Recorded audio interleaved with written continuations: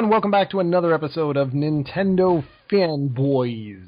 And we've got a lot of really cool stuff to talk about today, and it's kind of funny how this podcast came to be, because I was supposed to only come home probably at like 8 o'clock, something like that.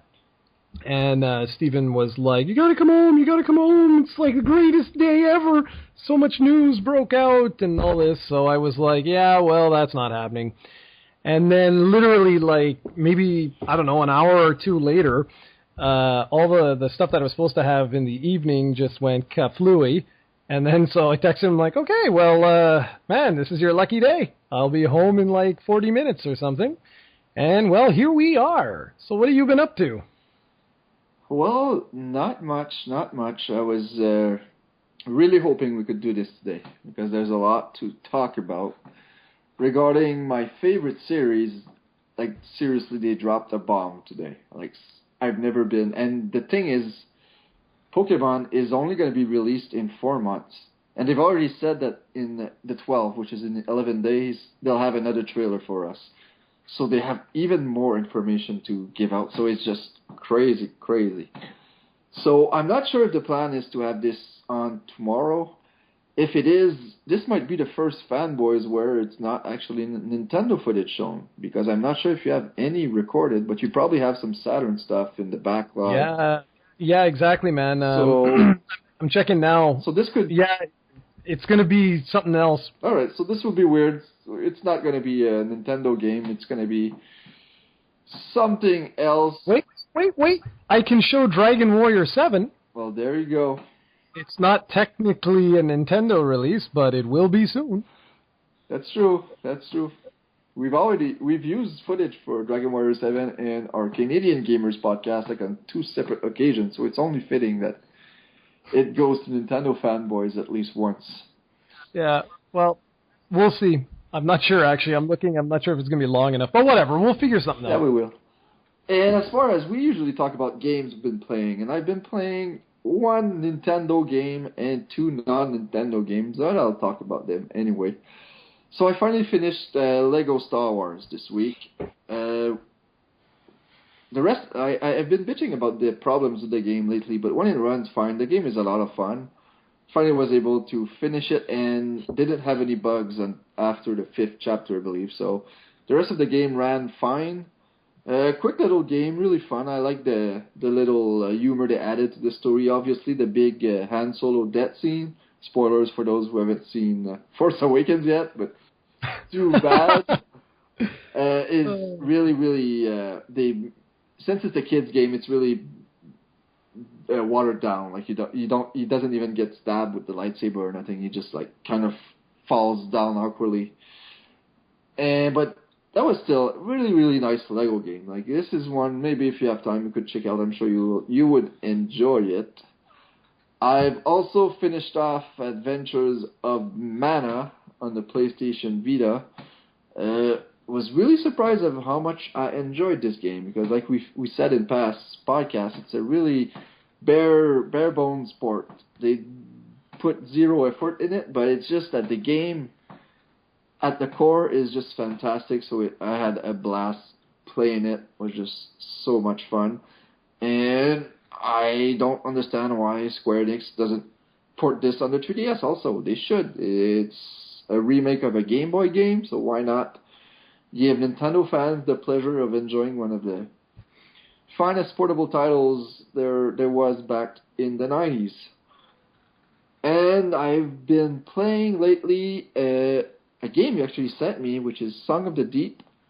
I'm actually about 6 hours in, I would say, and I'm really enjoying it so far. Really had fun. I wasn't so sure if I was going to like it as much at the beginning, but then yesterday a friend of mine came over and we played for a few hours and we were just addicted playing it, and then I started playing it a bit more this morning, and I've been having a blast. It's just one of those games where it's just fun going around trying to find all the treasures and wondering if you have the right equipment to do so right now.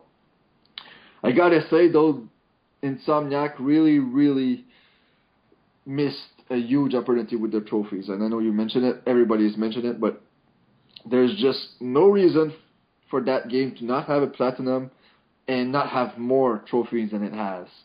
basically, I think it has 4 story-related trophies and 3 random trophies and 1 collectible trophies, and that's about it. And it's a really, really boring list. So, like, there will be no incentive whatsoever for me to go back and replay the game once I beat it, which is a shame because these type of games could have used a new game. I don't know if there's a new game plus, maybe there is, but a trophy for beating a second time or having different things, or even like Batman Arkham Blackgate, whatever Arkham Origins Blackgate had, like they changed stuff during the second and third playthroughs. Like they changed the bosses, like the sequence you beat the bosses, and they added stuff in. They could have done things like that, or just spice up the trophy list. Like, give me an excuse to go back and play it, because honestly, I believe that the game, it's weird to say, but I have a feeling that if it would have better trophies, it would have had even better reviews. I don't know why, because I know that the general public doesn't really care about trophies, but I know that the guys reviewing the games and us, we're hardcore gamers, that we like that kind of stuff, especially in Metroidvania games. And I'm pretty sure with a better trophy list, the odds would have been better for Song of the Deep. So that's pretty much what I've been playing. What about you? Well, before I mention what I've been playing, you may want to check out Headlander on the PlayStation 4 and Xbox One. It's another Metroidvania style game, but the trophies are like 1,000 times better. It's not perfect for a Metroidvania style game, but it's significantly better. And it's based off like 70s sci-fi sort of B-film silliness.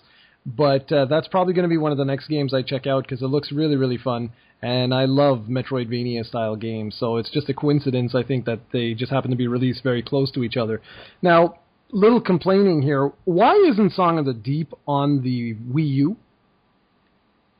Yeah, I don't know, man. You know, it's another one of these things. Yeah, I don't know, because maybe they're saying that it would not sell, but I have trouble seeing somebody publishing a game on the Wii U and not making a profit if they don't like advertise it or anything. It's just, don't make 100,000 copies, or just release it on the eShop at worst, something like that. Like, I don't see it not making at least a profit. But well, remember, this is a digital-only game. The only way you can get the physical copy is if you purchase it from GameSpot or what are they called, EB Games. So if they just said, screw that, we're just going to do like PC, you know, and make it 100% digital only, although I think they did release a physical copy. But whatever. I don't understand. I just don't get moves like that. But anyways, yeah, so if you're looking for another type of... like, if that's scratching an itch, you may want to check it out. Or at least just check out a couple YouTube trailers and stuff like that. It's silly. It's a silly type of thing, but it looks fun. As for what I've been playing, let's see. Recently, I've been, for one reason or another, I've been going through the Telltale games. I never actually went through all these games before. And I haven't had a chance yet to start what the hell is this thing called? I don't know what this is called, this dungeon crawler you got me, because it's like Mind Equals Zero. Yeah, I think it's Mind Zero, but... Well, whatever. Okay, Mind Zero. I haven't had a chance to check that out yet, but Trials, I did try out, and it's impossible. So I'm going to play more of that. I just played for 40 minutes or something like that, and I was like, holy crap, because I just wanted to see what it was like. And I did play this on the Xbox 360 way back. I think it was just called Trials. Yeah, there was 2 games for the 360. Because I remember getting a code, I think it was, or something like that. But whatever, that's a really fun game, but holy crap, is it hard. It takes a lot of practice to get good at that. But yeah, I went through, let's see, recently, I may have mentioned this on the previous Canadian Gamers, I'm not sure. I definitely did mention it in the last Nintendo Fanboyz. But I went through The Wolf Among Us on the Vita, which was horrible. Oh, it was barely playable. It was so awful. And so I said, okay, well, screw that. And I played through Borderlands. I don't. Tales from Borderlands, I think it is. Anyway, something like that, and it was superb. Absolutely excellent story. I loved it.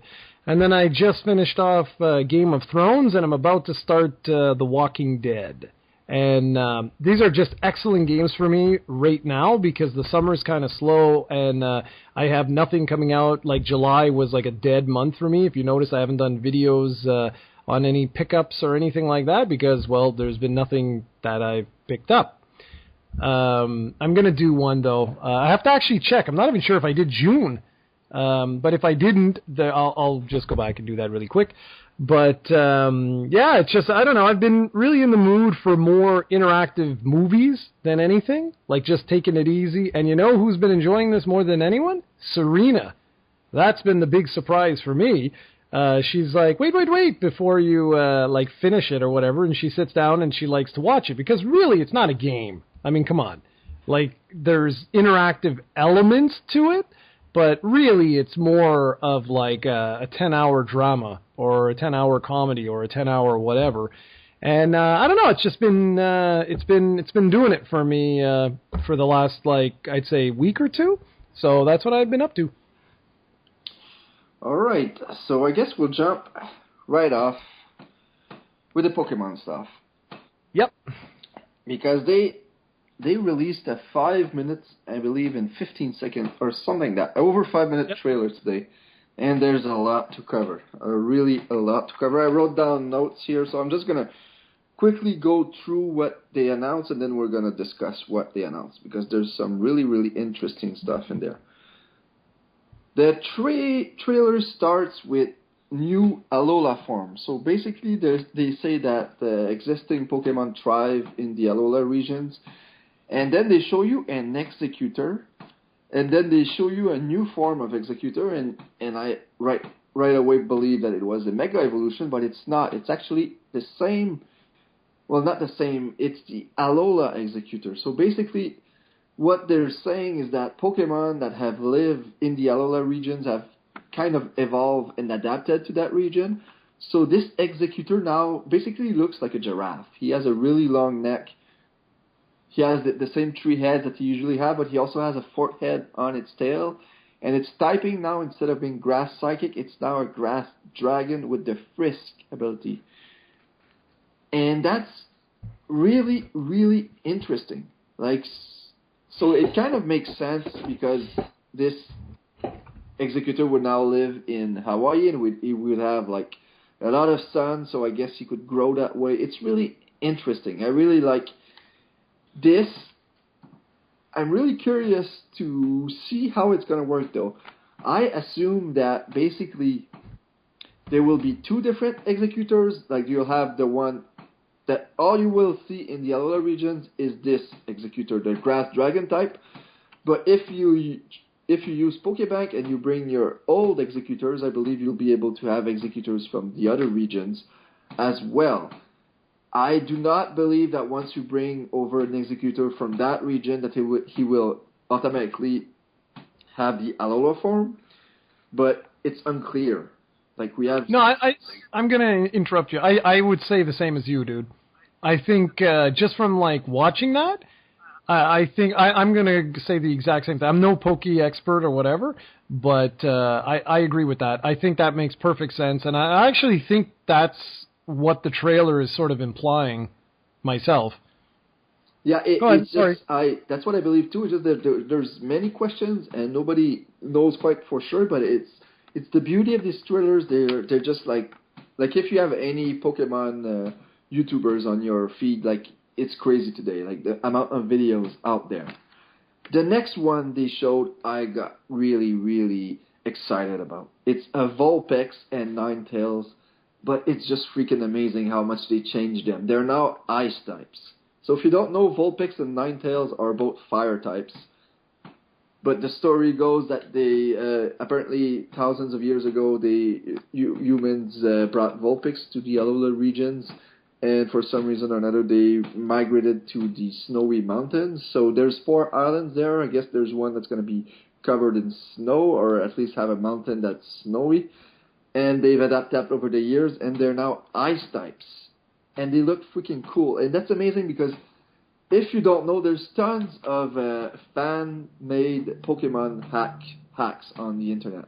Basically, ROM where people take pre-existing game and modify them to form completely original different games. Basically, they're almost not recognizable from the originals, and many of those have done this, have created like new types, have basically changed the typing of classic Pokemon.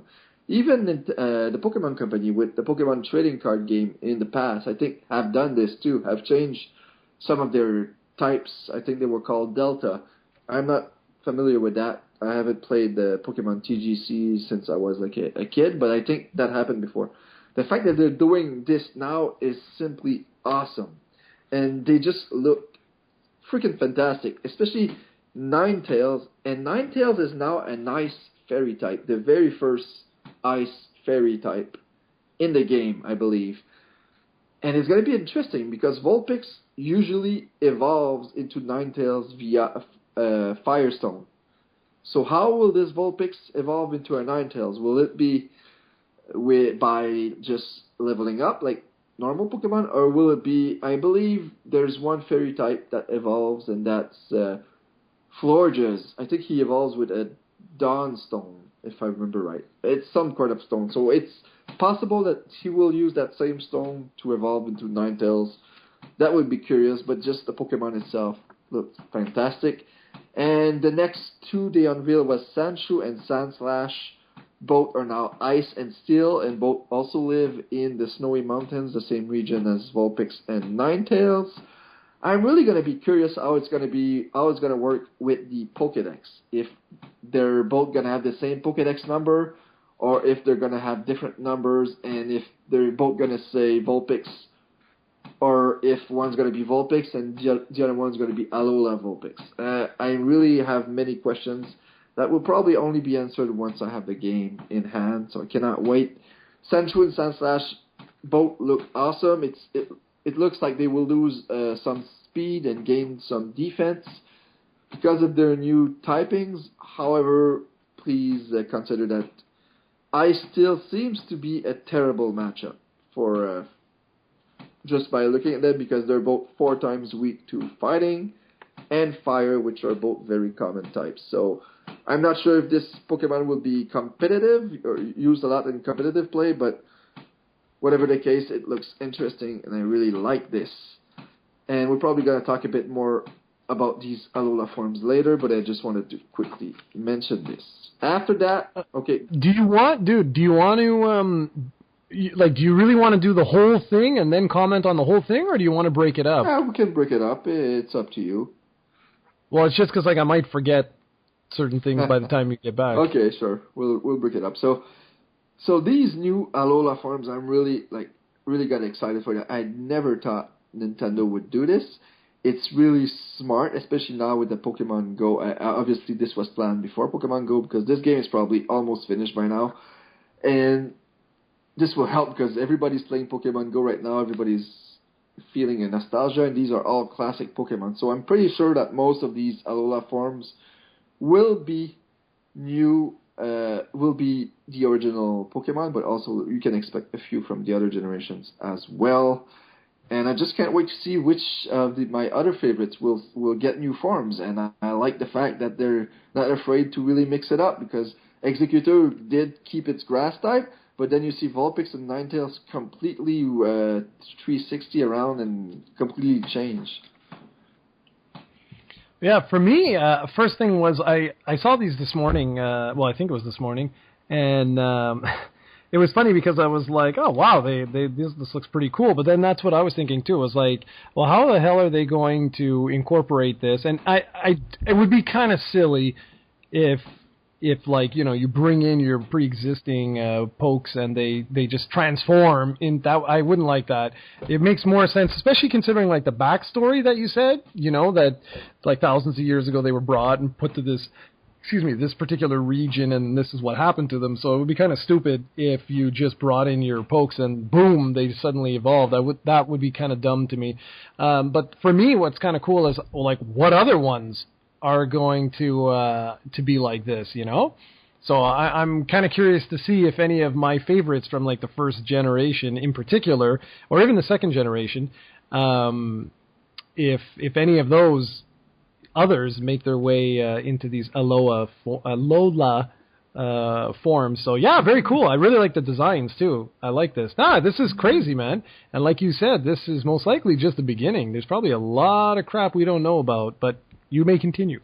All right, next up, they continued by announcing some new Pokemon. So I'm going to name them quickly. The first one was, I believe I wrote down Oricorio. Basically, it's a bird that has 4 different styles. There's one that's fire flying, one that's electric flying, one that's psychic flying, and one that's ghost flying. And what's interesting here is that they said that it was a different style for each island. So that can leave us to believe that one island will have a fire, like we'll talk later about. Basically, there doesn't seem to be any gyms in this game, but one Kahuna, I believe they're called, per island, which you need to defeat to become the Alola champion or something. And one of those was shown to be an electric Kahuna.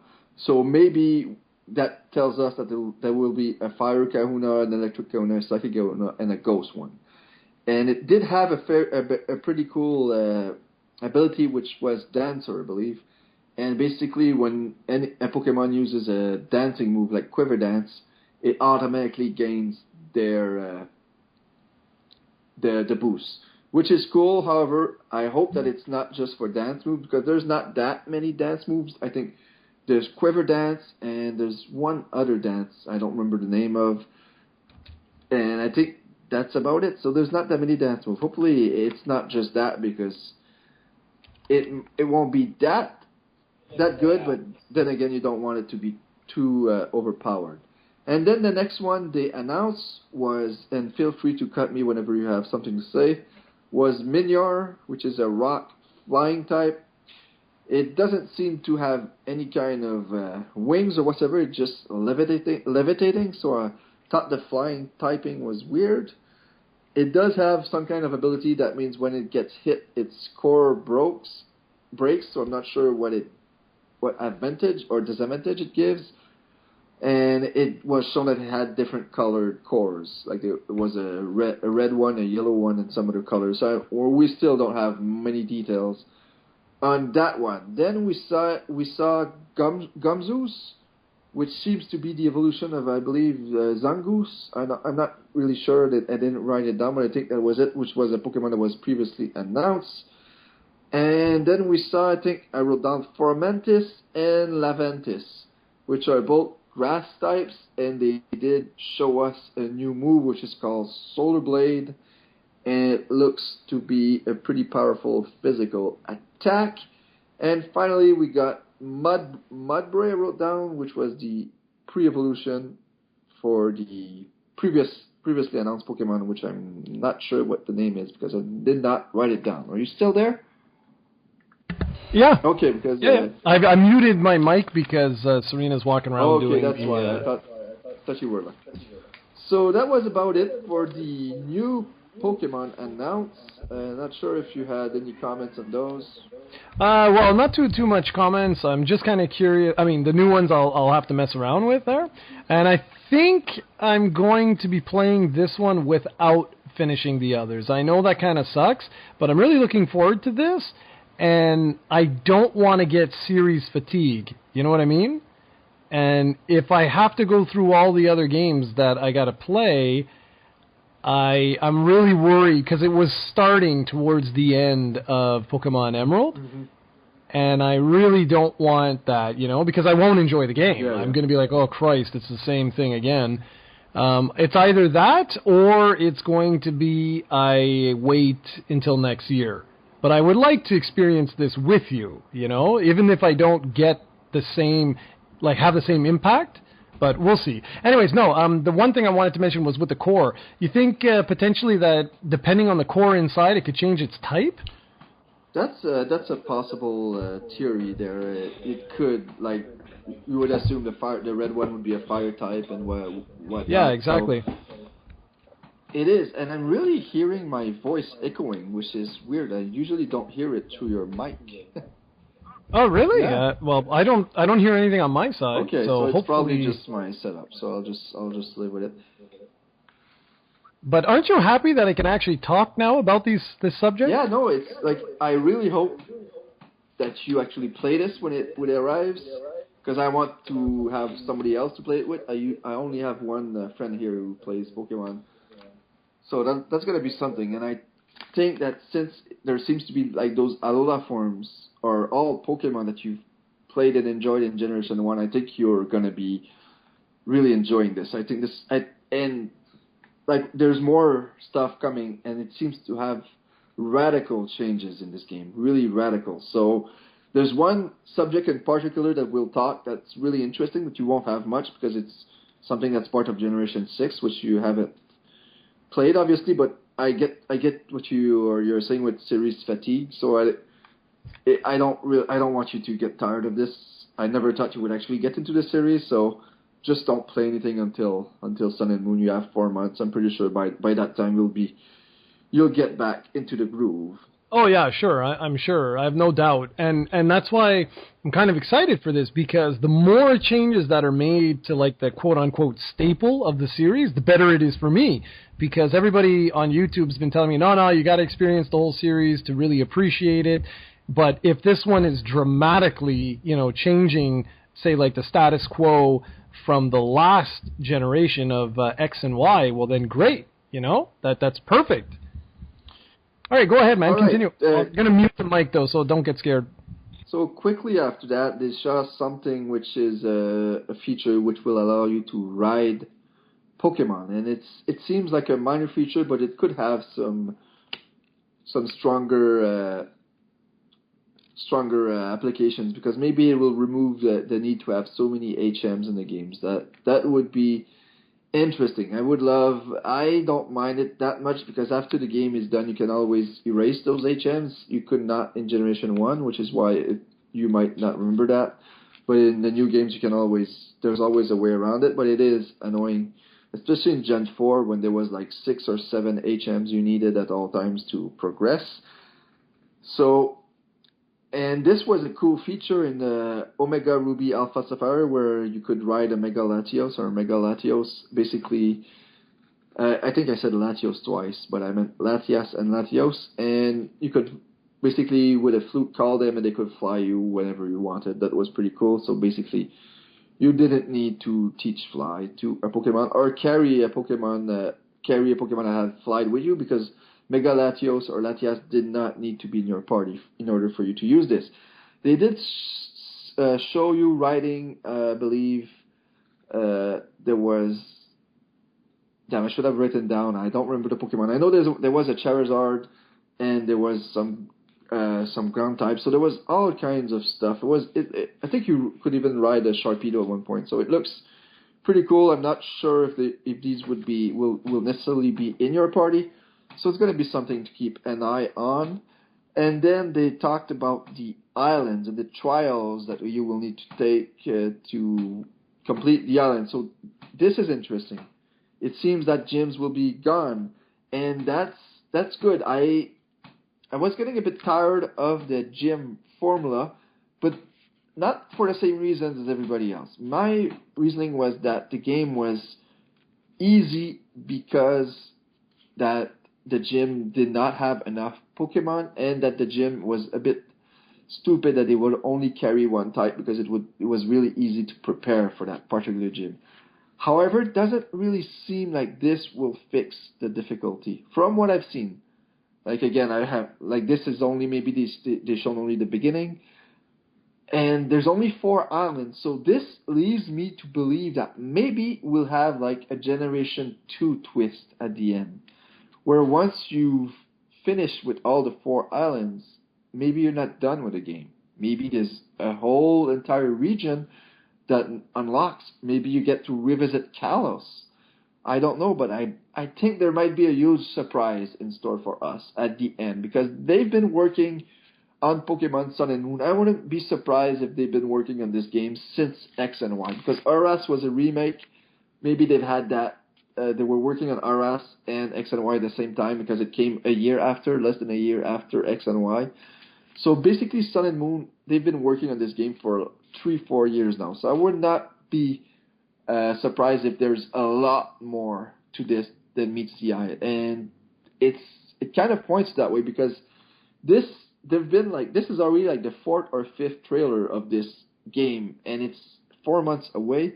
And there's another one coming in 11 days, and there's still tons of info for them to give out. So maybe there's going to be a whole new region that unlocks. Maybe not, but there's only 4 islands. We don't know how long it will take to complete an island. Like, basically, there's going to be, I guess I'm not remember what they're called, but there's, basically the goal is to defeat the Kahuna at the end to get, I don't know if they're going to give you a badge or something, but before you do that, you're gonna have to do different tasks for someone. I don't remember what they were called, let's call them trial leaders. It's something else, but whatever, we'll call them trial leaders for now. And basically, they give you missions. It might be for you to defeat them. One of them seems to want you to go pick up some ingredients. One seem to have some kind of trivia for you to tackle, and it seems that after you battle them or defeat them or do their quests, you're going to face off with a totem Pokemon, which will be a Pokemon that will have some kind of boost that will be harder, and you're basically going to be fighting 2 Pokemon at a time because they're going to have an ally with them, which is cool. That's cool. I like that. But I just hope, because when we saw the first Kahuna, the only one they showed, he was an electric type. So then again, it seems like they're keeping the typing, which I don't like because it makes it very easy for you to prepare. And he only had 3 Pokemon in his party. So again, this is not really what I'm looking for. I want a challenge. I want what I had with Pokemon Black and White 2. I hope they bring a hard mode or something, or balance the game so it's a bit harder. And that's where you come in with what you taught about these islands. Okay, so first off, I want to go back to the writing of the different pokes that they showed. I, too, right away, as soon as I saw that, I was like, oh, man, maybe it's going to be like item-based, where you have some item that you don't need to equip a move or something like that you could, like, summon these. And it sort of goes into one thing that you're going to talk about, I guess, like, after the Z moves or Z moves or however you want to pronounce them. I got that feeling from seeing that. I was like, oh man, maybe that's it. You got these summon abilities, and now you can actually like summon a Pokemon to like travel around. I was like, that'd be cool. For the trial, I think it's Trial Captain. It could be. No? It could be. But anyway, I didn't think of the whole surprise ending, like what you're saying about, a whole region unlocking, but I did find it not perplexing, but I did find it interesting how they only showed 4 different Kahuna, well, whatever the hell those guys were, whatever, for each of the islands you're going to have those particular dudes, because they're not gyms now, as you said. But yeah, right away, as soon as they started showing the types, I was like, for sure they're copying exactly what they have done in the past. And then sure enough, like you said, where you see like the guy has like 3 pokes and that's it. So I think that's going to be the exact same thing. Unfortunately, I'm hoping myself that, yeah, if they do, give like a quote-unquote hard mode or whatever, that'd be great. Hopefully it's not locked in some stupid manner. Hopefully it's just, either beat the game or it's available at onset would be great for veterans like you. And yeah, no, I mean, really, I think I have more questions than I have like impressions at this point in time, because I'm really curious, because there's no way in hell that you would just have essentially what equates to 4 gyms. Like, there's no way they wouldn't do that. So maybe you're right, man. Maybe that will be like either an end game surprise or a mid game surprise or something. What I'm hoping is that they don't just spoil it, in a trailer and like, oh yeah, no, there's actually 4 more regions and stuff. it would be kind of cool to have something like that as a surprise. Yeah, and so far they haven't really mentioned much as far as the story is going. Like, we haven't seen a Team Rocket or a Team Plasma or a Team Flare. There's nothing. So usually there's some kind of villain in there. So I'm pretty sure we're going to learn about these soon. And I hope there's a good story in there. Like, the story are not as bad as everybody says they are, but they could go back to Generation 1 or Generation 2 in particular, where the story was a lot darker and like, not like Batman dark, but like just for fun, kids, but having a kind of more serious tone at sometimes. That's always appreciated. All right, next up, some of the biggest news of the trailer, which was the Z moves or the Z moves, which basically seems like it's gonna replace Mega Evolution, and I want to talk about this after this. But basically, you're gonna have a Z bracelet, and it's funny because I missed this, but apparently Nintendo are gonna sell these bracelets as like some kind of collectible, and you're gonna be able to wear them, and it's gonna be able to actually connect with the game. So when you play the game, apparently you're gonna be able to.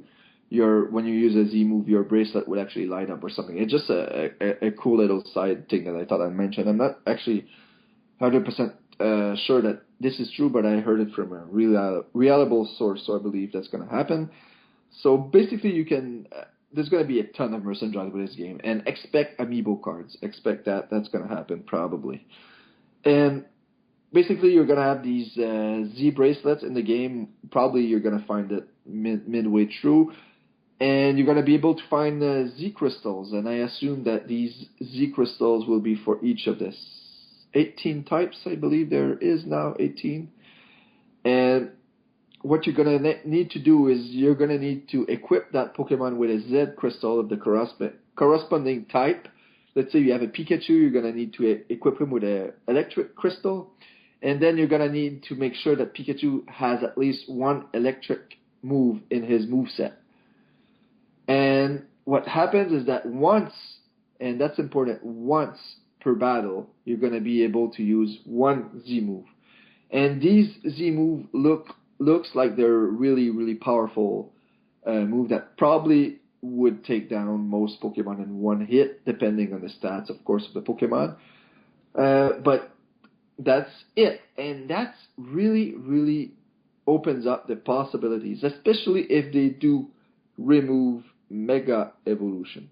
And that's what I mentioned before when I said that you might not have much to say, because I heard that before you thought that when you saw this trailer, your live reaction, you said they're going to have to make sure that this is not overpowered. The thing is, if this does replace Mega Evolution, then this is awesome, because Mega Evolution is broken. It's extremely overpowered, and that was introduced in Gen 6. Gen 6 was all about Mega Evolution. And while I had fun with Mega Evolution, it did break the meta game. Like, the whole competitive balance. If you looked at basically the championship, the VGC series that Nintendo did, basically everybody's bringing a Mega Kangaskhan. Like those, and Mega Lucario, another perfect example of a Pokemon that's just overpowered.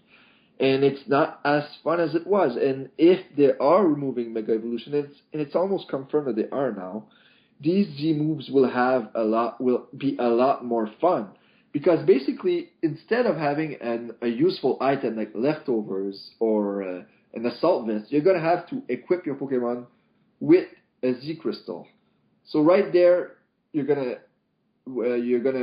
choose to not have an item, which are super useful, for the opportunity to have one super powerful move during a battle, and only once. So it's gonna be really balanced, because also, example, Pikachu, if you choose to use his super powerful Z Crystal move, and when you do that, the opponent decided beforehand to switch into a ground type, then all of a sudden your move doesn't even work, and you've wasted it. So they're gonna bring back a lot of strategy that was not necessarily gone because of the Mega Evolution, but was just that basically last gen, in Generation 6, if you made a team and you wanted to be competitive, you needed to bring a Mega Evolution. There was no way around it. If you did not bring a Mega Evolution and you were facing someone with equal skill as you, who knows the game as much as you, and he had a Mega in his team, he was going to win. There was no way around it. Megas were just too OP. And the thing about Mega Evolution was, while it's true that you could only Mega Evolve one Pokemon per battle, once that Pokemon was Mega Evolved, he could stay Mega Evolved until he was defeated. So he could last the entire battle. And these Z moves can only be used once, and you have to forfeit your item slot to do so. At least that's what I think. So far, it seems that's going to be the direction it is. So this got me really, really excited. At first, I was a bit disappointed that it seems that Megas were gone, but then I thought about it, and it's true that Megas were a nice part of Gen 6, but it did kind of broke the metagame. And storyline-wise, like, I don't mind this at all, because there's been multiple theories that the Pokemon are separated into two different universe, or whatever you want, kind of like the Zelda timeline. Because when you think about it, why is it that Mega Evolution was only introduced in Generation 6? Why is it that Charizard could Mega Evolve into two different forms in Pokemon X and Y, but back in Pokemon Red, he could not? Like, what happened? So I'm sure that storyline-wise, they can make it work, and I'm sure they will. Then again, it's not confirmed. Maybe there are Megas too, but I would be really, really surprised. So I'm going to let you talk a bit about this for now. Well, I'm glad that you went into a little more detail about that. So no, that sounds great, man. I won't be able to talk too much because I never experienced Mega Evolutions or anything like that. But I'm always concerned whenever you see like super huge, ridiculous, powerful moves, and that stems from way back in the day with summonings or summons in RPGs from years ago. I was always like, when I first started reading about this, I was like, oh, that's going to break the game because it's going to be, so super powerful. But you're right. I mean, with everything that you just said, if anything, this could actually balance it out compared to where the last generation left off. So, wait a minute. Are we on 7? What generation are we? Sun and Moon will be 7. Okay, so it was the previous X and Y is what introduced the Mega Evolutions? Yeah, X and Y and Auras are in the 6th generation. Okay, all right, cool. So that's a good thing then, no? I mean, that should be pretty cool if it balances it out. That'd be cool. And I like what you said. That was a great example of like how easy it could potentially be for you to waste the move. And yeah, that's pretty much that. I don't have too much more to say on that, but just very, very, very cool. And those are all just theories that I said. Like, it's not. We still don't have that many details, so I can't wait to hear more about these Z moves. And I hope that Nintendo at some point clarifies if Mega Evolutions are gone. Like, I hope they do, because they could just choose to avoid this, and hopefully people will just forget about Megas, but people are not going to forget about Megas. A lot of fans really like Mega Evolution, so you really need to, at some point, talk about this and mention that why Megas are gone, and maybe potentially, like, when they do Pokemon Star, whatever, the third one, or when they do a remake at some point, they can always bring back Megas down the line. They probably will eventually, but it's just fun for them to finally do something drastic and change the game. Like, there's no more gyms. That's something that's never been done before. We now have Z moves. We now have brand new forms of existing Pokemons. Like, I'm super excited. And like I said earlier in my text, like, this game will sell. Get ready for this. This will be one hell of a holiday season for Pokemon fans. Yeah, absolutely, man. This is going to be a very, very big game, and it's going to be really interesting to see the impact that Pokemon Go has on all of this, and yeah, it's going to be interesting, man. It's going to be really, really, really interesting. So, should we continue with some news, or do you want to actually talk about Pokemon Pokemon Go? Yeah, I guess we can go quickly because we had this in our subjects, which was Nintendo's stock market related to Pokemon Go. And basically, can you mute your mic because I hear myself and it's... Yeah, sure, man, sure. Alright, so basically, when Pokemon Go was released, everybody got crazy. Nintendo's stock broke tons and tons of records and was looking really, really good until people figured out that Nintendo did not make Pokemon Go. And then they had like a huge stock decrease, which also broke records. But I think it ended up that they now have they're now slightly higher than they were before Pokemon Go. So it should be noted that this should be positive news. But Nintendo did say that Pokemon Go should have minimal impacts on their sales forecast because they only have around 13% shares in Pokemon Go. The rest is divided between the Pokemon Company and Niantic. At least that's what I assume. I'm not actually sure how much there is because what I really thought this was fascinating because I've always wondered, our very, very, very first Nintendo Fanboyz was titled, Is There Bad Blood Between Nintendo and the Pokemon Company? And I've always been curious because people don't always realize that Nintendo doesn't own Pokemon. It's the Pokemon Company that owns Pokemon, and the Pokemon Company is divided into three companies, which is Nintendo, Creatures, and Game Freak. And I'm not sure how much is it divided. Like, is it each equal shares of 33%? And well, 33 33 doesn't equal 100, but close to that? Or does Nintendo have less than, let's say, Game Freak or Creatures? How is it divided? And since Nintendo only has 13% in Pokemon Go, it would have been really interesting to know how much the Pokemon Company has in Pokemon Go.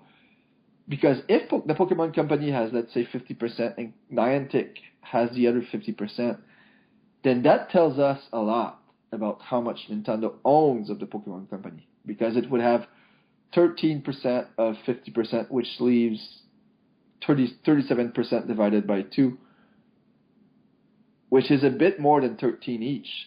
So that, at least according to my really quick math, which could be completely inaccurate, but that's what that's what the story told me as a Pokemon fan and a Nintendo fan. I've always wanted to know how much Nintendo actually owns of Pokemon, and it seems that the answers shows that Nintendo doesn't own as much as everybody thinks.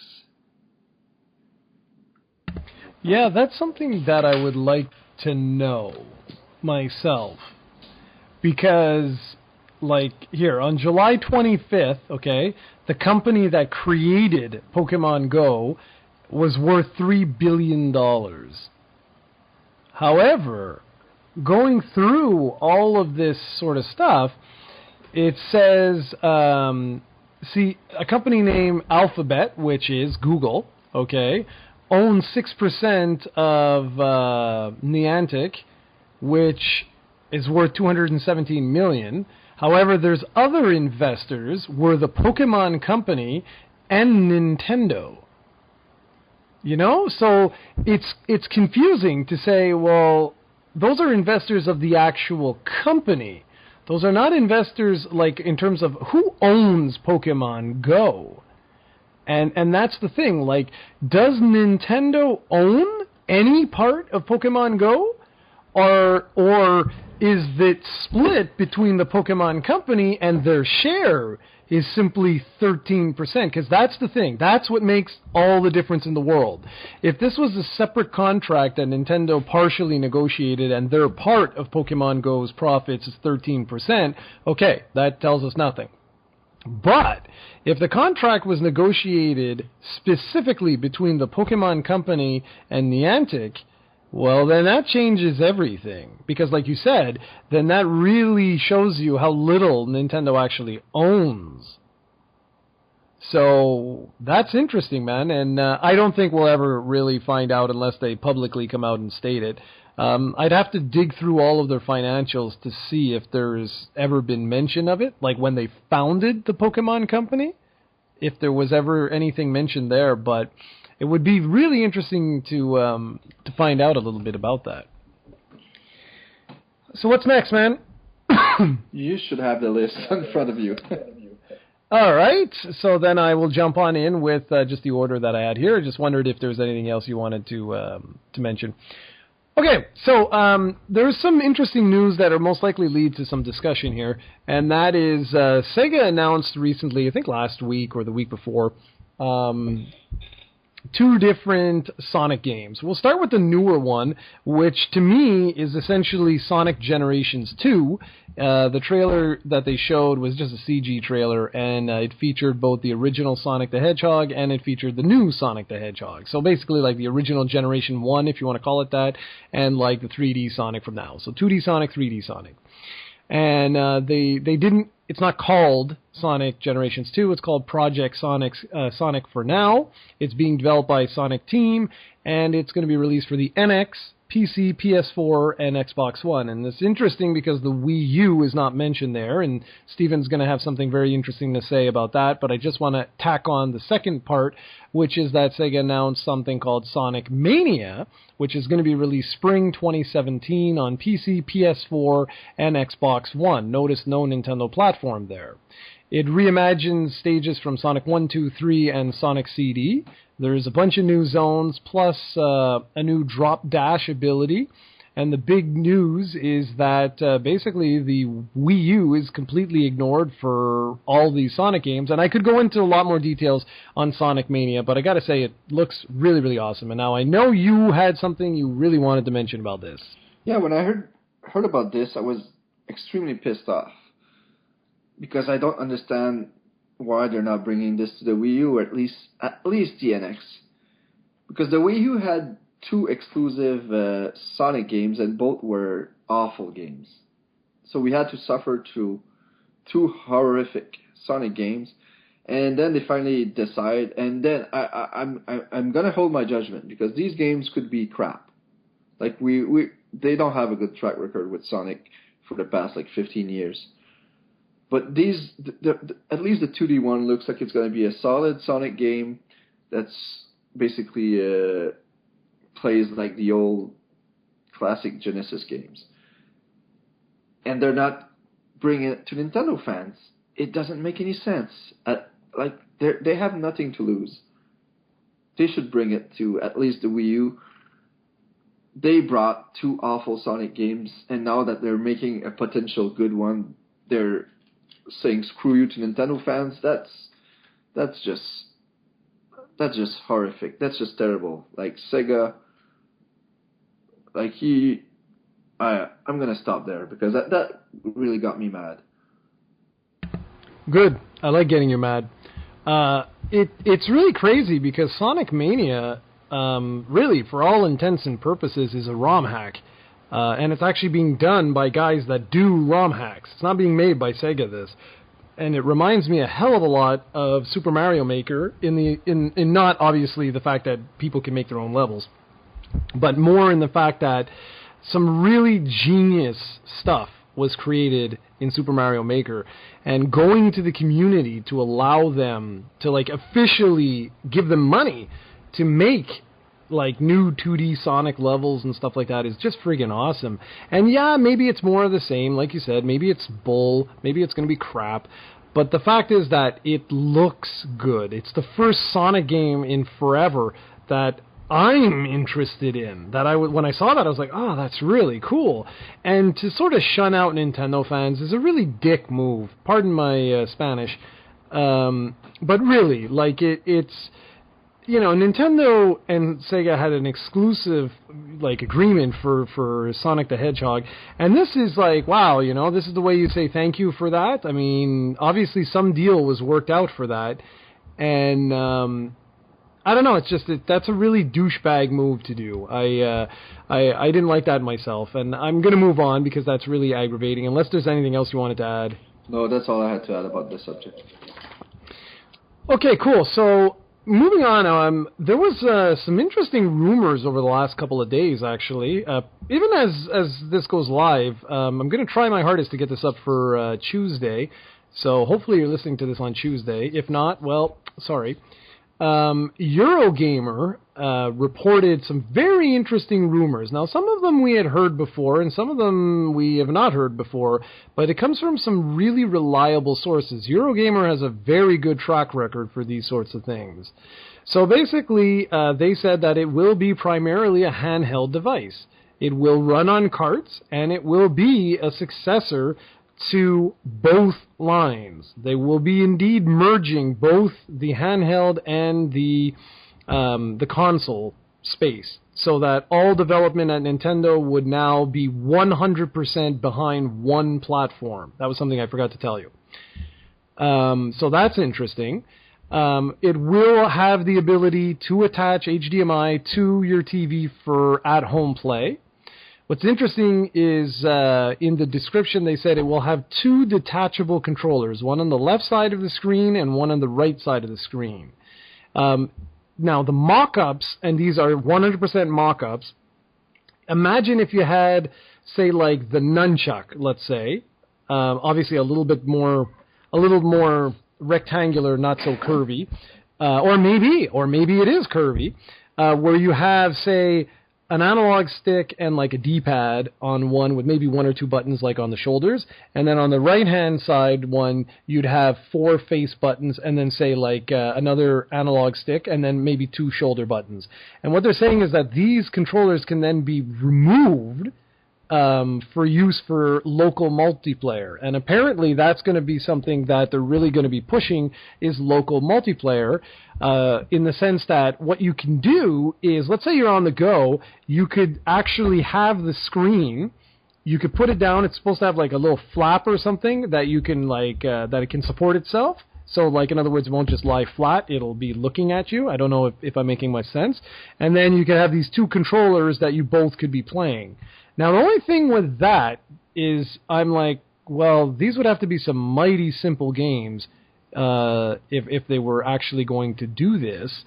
But maybe that's the idea. Like, maybe you have the console-type version, if you will, like, you know, with the deep sort of gameplay, where you would use all these extra buttons, and then when you're on the go, you can still do the same thing, or you can have maybe like they're going to incorporate some sort of mini game type things. I really don't know. I have no idea how exactly that would work.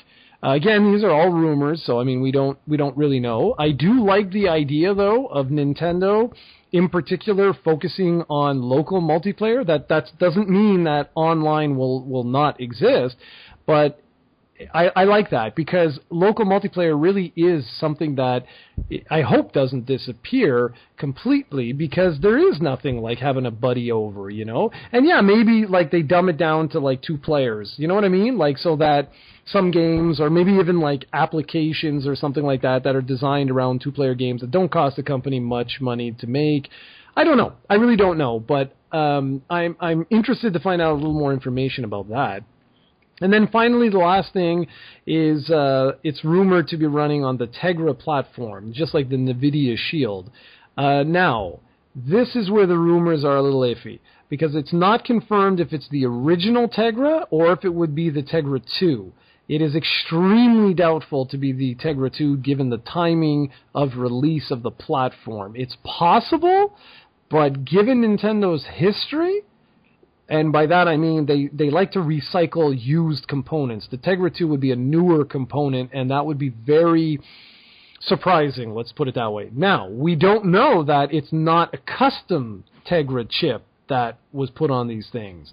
But if it wasn't a custom Tegra, then the chances are, if they are using pre-existing first-generation Tegra chips, then yes, it will indeed be weaker than the PlayStation 4 and the Xbox One. And to be really honest with everybody here, I don't want to sound like a douchebag, but if this is primarily a handheld device, and let's be honest, it sort of has to be, if you're making a device that's meant to be played everywhere, and it has a feature that can plug into your TV for home play, then to me, you are essentially creating the successor to the Nintendo 3DS that just so happens to be able to be played at home as well.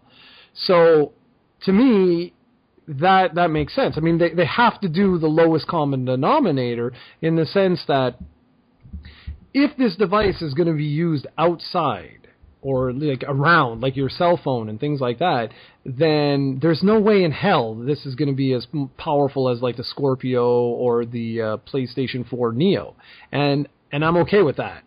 If in that regard, if you know what I mean, because taking like a platform like the Vita, for example, if you take something like that, it's a really, I'm holding it in my hands, that's why it's right in front of my mic. It's a really powerful, fun, great platform. And if Nintendo makes something of this strength or even stronger, I'm cool with that. It's just the console side that I'm more concerned about, and the whole third-party developer side. But Nintendo could be, and this is the first time I've probably spoken like this, but Nintendo could actually find themselves in an interesting position here, one that I hadn't really thought of too much before, because Nintendo has had nothing but success with their handheld devices. If they can market this as a successful handheld device, but that also connects to your television and has these features that you want, that could be interesting. Because third parties still support the 3DS like crazy. I mean, it has all kinds of incredible games and even games coming out. So I'm not sure now. Like before I was like, oh no, you know, like the NX is totally dead. It's going to be an underpowered console. What are they thinking? And blah, blah, blah, all the negativity. But now that I'm thinking, if it is primarily going to be positioned as a handheld device over a console device, I'm not so sure now. I'm really not so sure because of how successful their previous portables are or were. So I don't know. I can't believe I'm going to say this, but I'm actually a little bit cautiously optimistic. Now you may speak so I can mute this. All right, I have 2 points. The first one, when you mentioned local multiplayer and you said it doesn't mean that it won't have online, it got me afraid. I really enjoy local multiplayer, but this is Nintendo. Nintendo doesn't give you both. They never do. They only give you one option. And if they concentrate on local multiplayer, like the rumors are saying, and again, this is just rumors, you can probably guess that the online features will be lackluster. Like this is Nintendo. They always do one thing, and when they try something or a gimmick or whatever, they burn it to the ground. They really go with it. And the second thing is, this thing doesn't sound portable at all. I'm not sure if I misheard you, but it has 2 controllers attached to the side.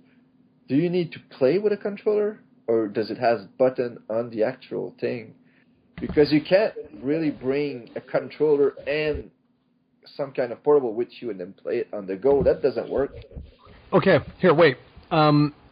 Take your gamepad, okay? Imagine your gamepad, hold that in your hands, like fictitiously, and imagine if where you're holding on the left, if that actually detached from the screen, and if the thing on the right detached from the screen. So what you'd be left with is the middle part, i.e. a screen, and 2 controllers. That's what the rumor is suggesting. Okay, so both controllers would have different parts on it. Yeah, exactly. But it would have to be, I'm guessing, the size of the gamepad? I don't know, dude. We don't know. That's not really portable friendly either. I don't know about you, but my 3DS can fit in my pocket, but I cannot fit my gamepad in my... And that's the thing with the rumor. That's the negative aspect of the rumor, that I don't know how they're going to go around this. The only thing is that they're saying that the middle portion would be exactly like your iPhone or your Droid. So that when you're out, if you don't want to bring the controller, quote-unquote, with you, you could remove those and simply bring the screen. Okay. But if they do that, then again, that raises other questions. I don't know, but I'm intrigued. For some reason, this sounds so crazy that I'm actually intrigued. Well, the only thing I like about this is the fact that if they do merge both markets, that they're are indeed going to concentrate 100% behind one console, which is pretty good. Like, I would like that. That would be awesome, because the 3DS has tons of games, not the Wii U. So if we only had one console from Nintendo, I like that. But I'm not gonna say much more before we actually hear some concrete information on this thing, because there's so many rumors right now that it's really hard to know. And it's really surprising that Nintendo has been able, in this time of day, to be keeping all of this information in the NX completely secret, because who knows what's going to happen. Well, that's it, right? I mean, that's it. We don't know anything. I mean, it could come out, and it's a completely different beast altogether. Something that we're the two of us, we have a podcast and we go, wow, I did not see that coming. It's GameCube 2 confirmed. I don't know. We'll see. Okay, so we're going to move along. This was another little tidbit I just thought was really interesting. During the San Diego Comic-Con, a lot of people were noticing. Now, okay, I got to be clear about this, because I read different things, and I don't want to give you guys incorrect or inaccurate news here, but I was under the impression that the Mini-NES was not playable at the show floor. They just had a unit in a glass case sort of deal to show you. However, there are other reports saying that there is now video footage showing this thing in motion, as in just showing the games. I don't know if people are just referring to the trailer that they released. That would be really odd if they are. But anyways, I'm going to list this as a rumor only because I told Steven before we began. I told you about this, but I did a little research while you were talking, and I don't see confirmed sources here. So let's just say this is a rumor for now. But apparently, the Mini-NES actually does not use the same emulation that we've seen in the Wii, Wii U, and 3DS. Apparently, this is an entirely new, I don't want to say way of emulating games, because that doesn't make any sense. It's just that these games have been re-emulated, if that is even a word. Apparently, the color more closely matches that of the original NES, and apparently it's supposed to be like some of the best translations of these games ever done on emulation. Whether or not that's true or not, like I said, I think for right now you're better off taking this with a grain of salt. But if that's true, that's excellent. And like I already mentioned, there's no way I can resist something like this. This will just be too funny to play. And I have a feeling I'm going to end up buying you one just because you're not interested. Well, I am interested. I'm just not sure if I'm going to be able to get my hands on one. I don't think any of us are going to be able to get our hands on one. I'm still working on the virtual reality thing, but that's for another day. So the last thing was you wanted to talk about the Mana series, and then sorry about that, and then a blast from the past. So go ahead and talk about Mana. Yeah, all right. So I recently completed Adventures of Mana on the Vita, and I had a blast with it, and it brought me back to Final Fantasy Adventure and how much fun I had with that game. And then I did a bit of a research, and of course, this is us, so I didn't write anything down whatsoever. But I remember that I played a Game Boy Advance game, which was called Sword of Mana, and I believe that was also a remake of Final Fantasy Adventure, but I remember not liking that one as much, so I know there was probably something else with that one. And then I remember I had a DS game I remember playing a DS game. I did not know what it was, and there was two DS game released, which was Children of Mana and Heroes of Mana.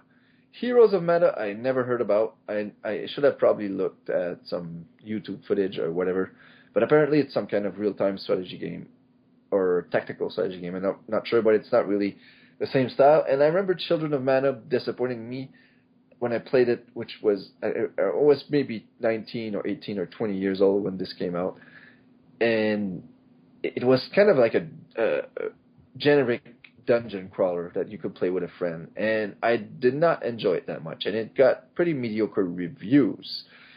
So it seems like the Mana series has not aged that well, but I wanted to talk about the Super Nintendo days. Because I know nothing of these games, but I believe there was 2 Mana games on the Super Nintendo. I think there was Secret of Mana 2 and 3, and I think the third one never made it here, although I know that there are some reproduction. Apparently, people released the game with the full translation here, like when you gave me the Dragon Quest 1 and 2. But I'm pretty sure, you being the nut that you are, that you did play Secret of Mana at some point. And I wanted you to tell me if it is, because it sounds like it's probably an amazing game just based on Final Fantasy Adventure and how much Secret of Mana is worth. Secret of Mana is worth money? Really? I'm pretty sure it is, but yeah, of course it is. Of course it is. Yeah. Okay. So how good is it? Is it terrible? Is it like Link to the Past kind of game, or? No. It's awful. It's just terrible. No. It's okay. Secret of Mana. Okay, how can I say this so we don't get I don't get killed in the comments? All right. Depending on when you played Secret of Mana, I think it really impacts how you feel about the game. Regardless of when you play it, it's a great game. Okay? There's no question about that. It's a great game.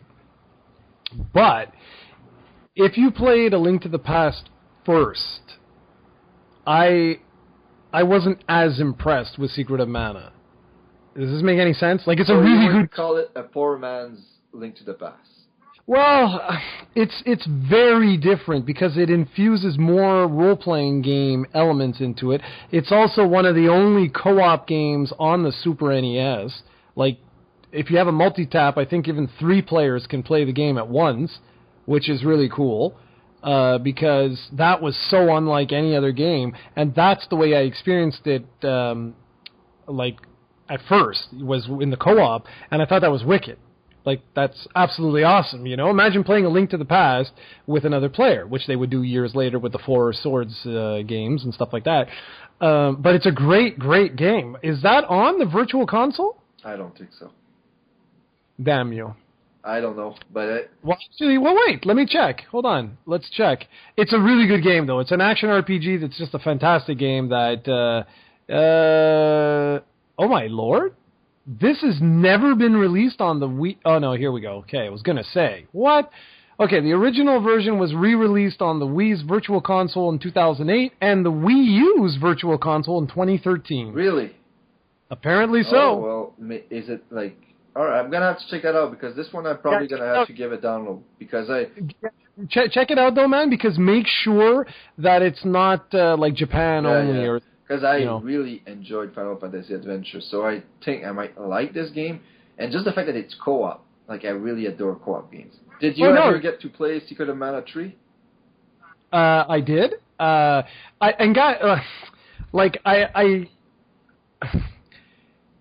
It came out at a bad time for me, Secret of Mana, because people forget that I enjoy Dragon Quest, just a little bit. I almost got a slime tattoo. Like, I was really close to getting a slime tattoo. And at this particular point in time, I was in RPG heaven.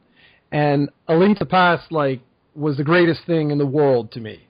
And there were just... it came out in 93, man. People need to remember, this was like 50 trillion incredible games were coming out. So I don't want it to make it sound like, oh God, Secret of Mana, it's terrible.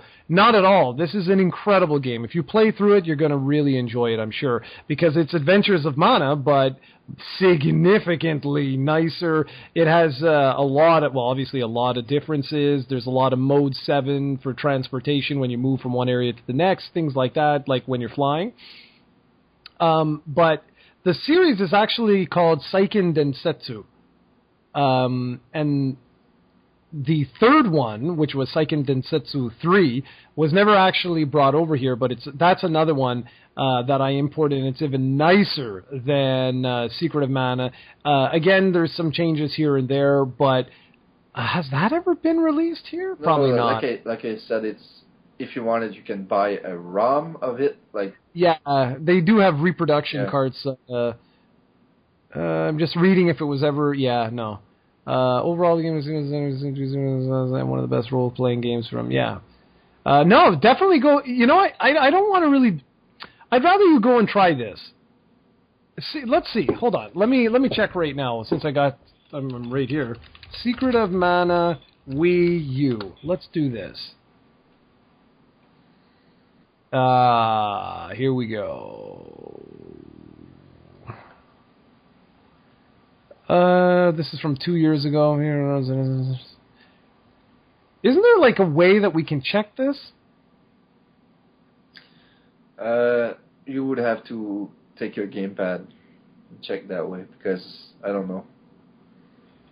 Released in North America, but not Europe. Released only in Japan. Okay, wait.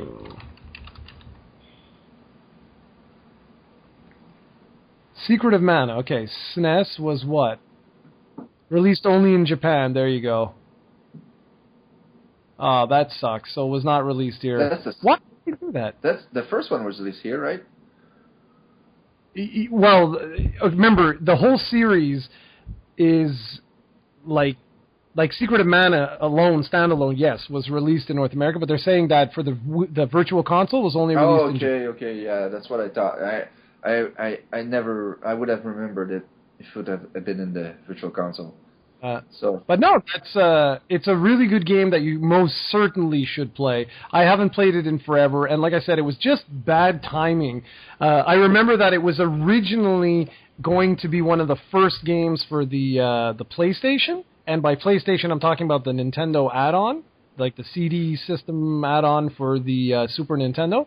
But when that all fell through, it was obviously later not ported, but it was brought over to the SNES.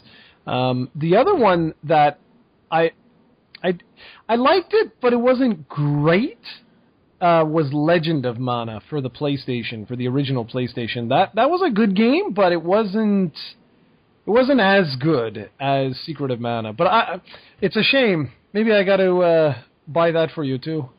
Oh, well, there you go. You have actually some ideas now, instead of waiting at the last minute and never getting it in time. It's not about time, this last one. This last one was about negotiation, shall we say. Serena thinks I am in love with you. Because she's like, you spend more money on him than me. I'm like, what do you mean? And you're going to laugh your ass off when this comes in. I have absolutely no idea what it is, but... Good. I'm glad.